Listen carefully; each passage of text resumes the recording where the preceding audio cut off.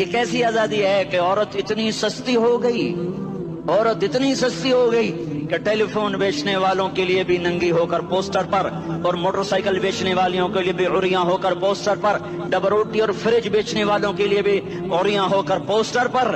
یہ آزادی نہیں ہے، یہ فحاشی ہے، یہ بے حیائی ہے، یہ اخلاق کی آگ ہے، یہ بد اخلاقی کا جنگل ہے، انسانیت نہیں ہے۔ انسانیت وہ ہے جو میرا محبوب لے کر آیا، جو حضرت محمد صلی اللہ علیہ وسلم لے کر آیا۔ اس نے عورت کو عزت بخشی، مقام بخشا، ماں کے روپ میں بنایا کہ اس کے قدموں تلے جنت ہے، بیٹی کے روپ میں بیٹی کا روپ اللہ تعالیٰ نے دیا تو میرے نبی نے فرمایا اللہ نے جس کو 2 بیٹیاں دی ان کی شادی کر کے بیاہ دیا تو اور میں جنت میں ایسے ہو جائیں گے۔ بہن کا روپ دیا تو میرے نبی نے فرمایا اللہ نے جس کو 2 بہنیں دی وہ ان کی خدمت کرتا رہا، ان کی شادیاں کی، شادی کے بعد ان کو وراثت میں ان کا حصہ دیا۔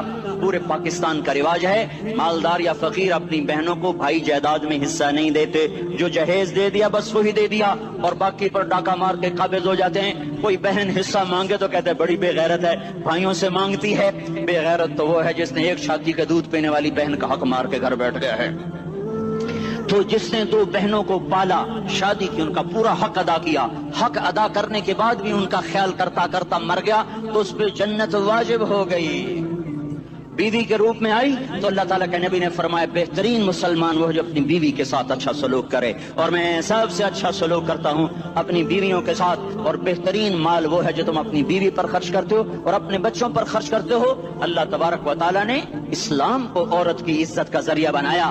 یہ عورت کی عزت نہیں ہے کہ گھنگرو باندھ کر وہ اسٹیج پر اس کی جھنکار پہاڑوں کو بھی چھلنی کر رہی ہو اور ایمان کے بھی جنازے اٹھ رہے ہوں۔ کیا ظلم و ستم ہے، جو امت حیا پھیلانے آئی تھی وہی بے حیائی کے اڈے چلانے بیٹھ گئی۔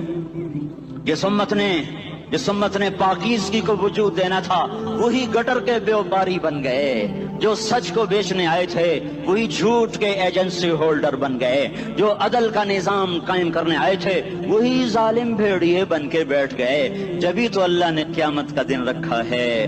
مظلوم کی ہائے سے بچو، شاید آج طاقت کے نشے میں تجھے کسی ماں کا آنسو ٹپکتا ہوا نظر نہ آئے، شاید کسی بوڑھے باپ کی فریاد تیرے در تک نہ پہنچے، شاید کسی معصوم بچے کا رونا تیرے کان تک نہ پہنچے۔ انتظار کرو، ایک دن آ رہا ہے، ایک دن آ رہا ہے۔ انہم یرونہ بعیدا ونراہ قریبا، تمہیں دور نظر آتا ہے، ہمیں قریب نظر آتا ہے۔ یوم تکون السماء کالمہل وتکون الجبال کالعہن، جب آسمان پھٹ جائے گا